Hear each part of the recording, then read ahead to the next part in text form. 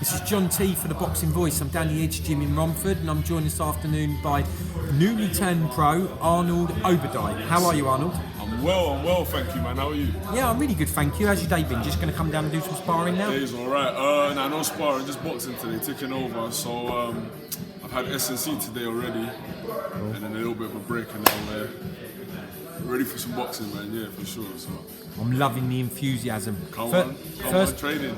Good stuff, Yeah. living your dream. First time on the site, so tell us a little bit about you. I've done my research, but you've got a very decorated amateur career, which is great to see. Yeah. So I had 20-odd amateur bouts, 2-time national champion. I've done the King of the Ring. I think I got a silver in the King of the Ring. NABC, one of the NABC years, which was another national championship. I got a silver in that one as well. So yeah, pretty good amateur record, loads of knockouts on that as well. For an amateur. Yeah, that's good. Well. So we'll just wait to see what happens in the pros. I won't say too much on that one there, but yeah, good amateur record all round. So I'm ready for the pros, man. So what you've been campaigning at cruiserweight? Is that what you're going to go in at? Cruiserweight, yeah. Excellent. Okay. So what got you into boxing? It's an individual sport. See, so I used to play basketball when I was younger. Cool. I even went out to America to play as well. So I had a scholarship to play out there. Oh, tell me about that then. So I started basketball. I'm 23 right now. Yeah. So I started basketball at about ages of 14, 15, and I played in England. I played for Kingston College, and then it ended up taking me out to America, which obviously I ended up getting a scholarship for. Some of my friends actually that we did play on the same team. It's quite high level. They're actually in the NBA now. Go on, so tell me the names. I'm a big NBA fan. Ray John Tucker, Harry Giles, Bam Adebayo. Yeah, quality. He plays for the Heat, yeah, right? He's your boy. Yeah. Devon Dotson and Tyshawn Alexander. So a couple of them, a few people, all played together, quite high level. But some stuff I won't really get into, you know what I mean? But just obviously where I'm from, England, and obviously it's America, some stuff with some paperwork, because I had to come back to the country, and then by the time... Oh, they always do it. They always do it in here. I'm used to it, cool, though. You carry on. By the time it came to me having to graduate for my senior year, like time had lapsed, a bit too much time had lapsed, so it didn't give me the opportunity to go back out to finish, because you have to graduate to be able to play in collegiate basketball. Yeah. So when I come back, I'd actually been to a boxing gym when I was 13, but at that time, of course, like athletic ability and of course mental strength and heart and stuff like that hadn't kicked in at that age. So when I went, I was a bit lazy. So the coach didn't actually like want me back unless I had a bit more enthusiasm towards the sport. So obviously growing up, more athletic ability, more enthusiasm for sport in itself, in general. So when I come back from America, I'd already developed this get me like athlete's mindset. And then boxing, the way I looked at it is obviously it's an individual sport.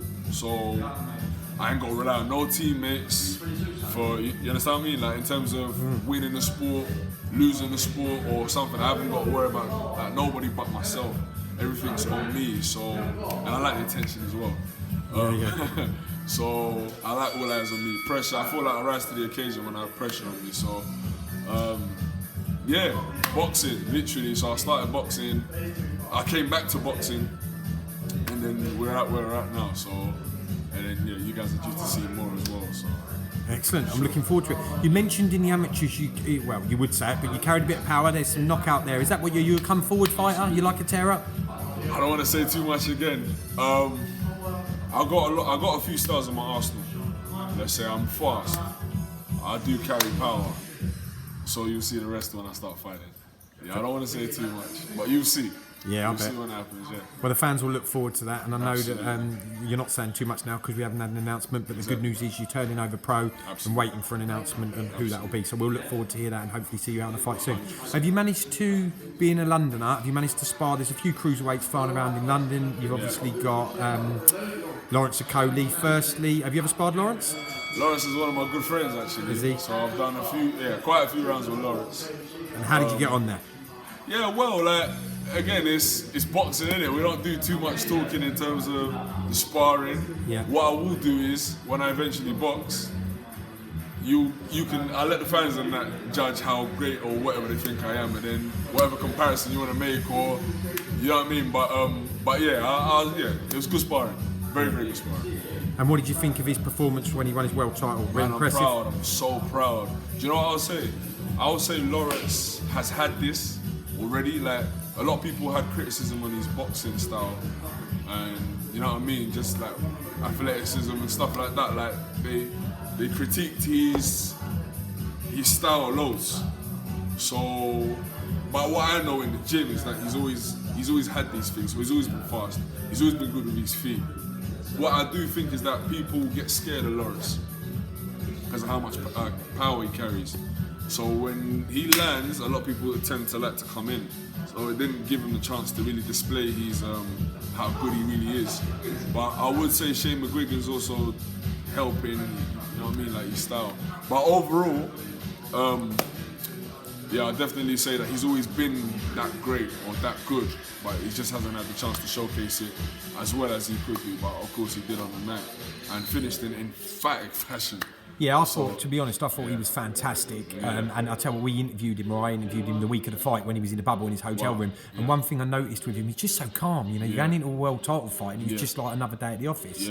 I hope now that he sometimes gets a bit of grief, I think, from people around his style and his awkwardness. He doesn't get the attention that he should be, but now he's a world champion, and look, we wish him well, and let's go on you for got to unification. pay the man his dues, man. Like 16 fights, undefeated, world champion as a cruiserweight, probably likely to go on and unify or become undisputed, all in relatively like small amateur background and small professional experience as well.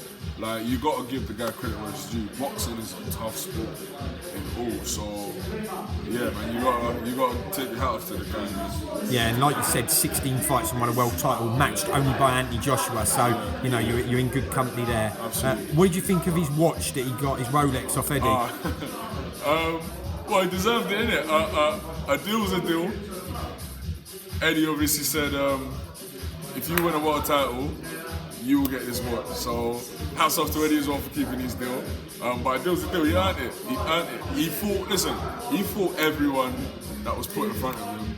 Like, no matter what level it was, British level, Commonwealth level, European, world title, he's done it, man. So again, and you just got to give credit where it's due. It's a hard sport, so. Absolutely, and credit where it's due, as you said. He said he'd get him it, and he did get it. It was a nice touch. They filmed it, so we could all see it. Definitely. Well, look, back to you. Just before I let you go, then I know that we've said we're not announcing who you're with yet. Any ideas when you might get out on a card, though? Is that like soon or? Soon, very soon, around the corner. We're in April now. Hopefully the end of May. If not the end of May, then the start of June.